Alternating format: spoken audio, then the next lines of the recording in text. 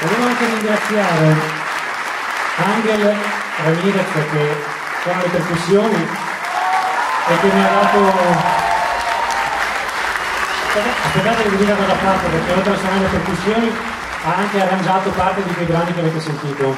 Questo è uno di quelli. Quindi grazie anche al mio collega per l'aiuto.